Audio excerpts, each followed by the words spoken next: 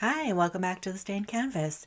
So today I thought I would get out my Wreck This journal and do a journal page. You can already tell that I attempted and failed a drawing with glue. So I'm going to pivot and I'm going to attempt to do a bit of a different technique, let's say. I'm just checking to make sure that my other pages behind this one are not finished or there's nothing that's going to get ruined on it. I don't need to do anything special to the paper. And what I'm going to do is I'm going to leave it to fate and I'm going to do some sort of an abstract glue art. So now all I do to do this, it's kind of, I think people have been doing this in kindergarten for a very long time, but with paint rather than glue.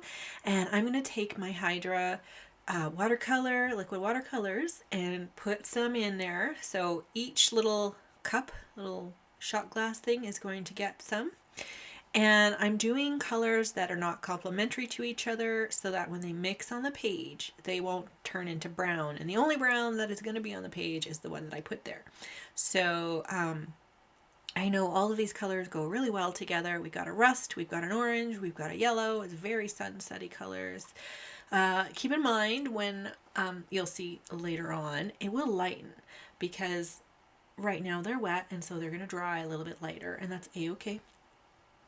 For what my little idea is, it'll be perfect. So now that I have my watercolor pigments in there, I'm going to just take some regular Dollar Tree glue. It doesn't have to be anything fancy or expensive. This glue was literally $1.50 at the Dollar Tree. And I'm just going to put some in. Now, I don't need a lot because I'm just doing my little Wreck This journal, right? If you wanted to do this on a larger scale, just add a little bit more watercolor and a little bit more glue. So I'm just fast forward stirring so you can see I literally just stirred the watercolor together with the glue, and I'm doing it for all three. Nothing too fancy. I'm not adding any mediums or anything like that. It's literally just glue. And this technique, like I said, I'm sure many of you have probably done this with kids or as a kid. You know, you could do it with paint and like put a chain in between. You're literally just like taking a piece of paper and smooshing paint in between. But instead of that, I'm taking wax paper and I'm just going to do one side.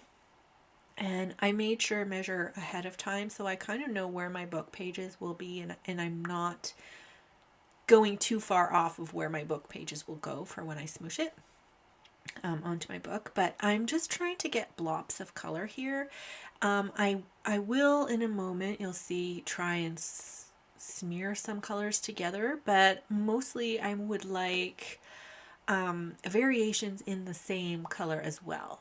And some white spots. I mean, you don't need to do the entirety of this thing. Like, edges are really nice when you work with this. So even like if you leave spaces between colors or whatever, if you're not into pushing your paint around as much as I am, that will work too. They all are going to look really different. And I mean, this is, you're leaving it to fate as to what it's going to turn out to look like.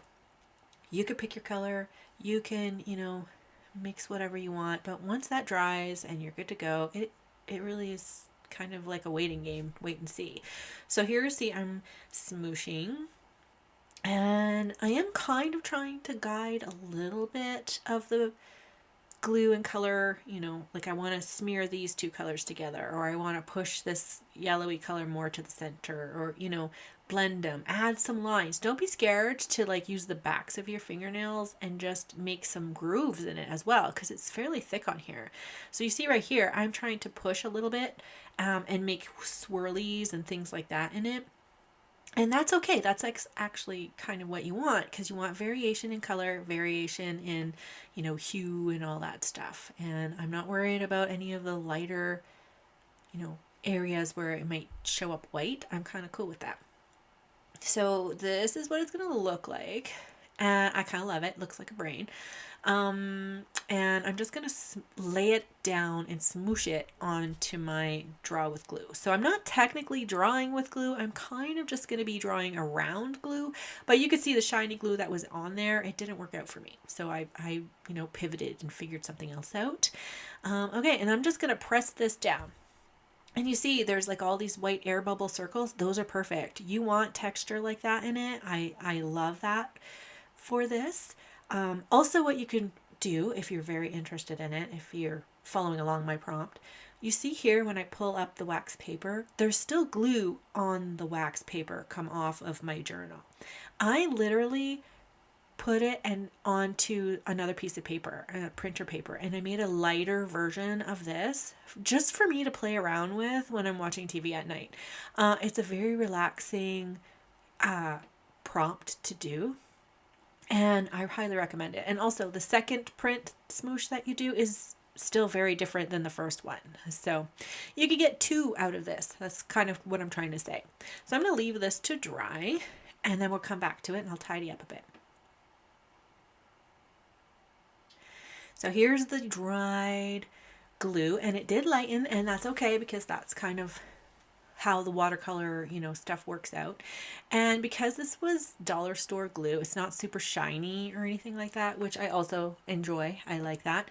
And all I'm going to do is take like a Faber-Castell pen, or even like, those fine tip Sharpies. That works perfectly too. No problems whatsoever using those. And all I'm going to do is circle shapes, like outline the shapes. If there's little tiny air bubbles, outline each of the little tiny air bubbles. If you see variation in color, like up here in this purple part here that I'm doing, I trace around the dark purple, and I trace around some of the shapes of the light purple, and I do the same for all of the watercolor glue mixture stuff here that's dried. So you can see I'm just attempting to get all the basic shapes that I can find out.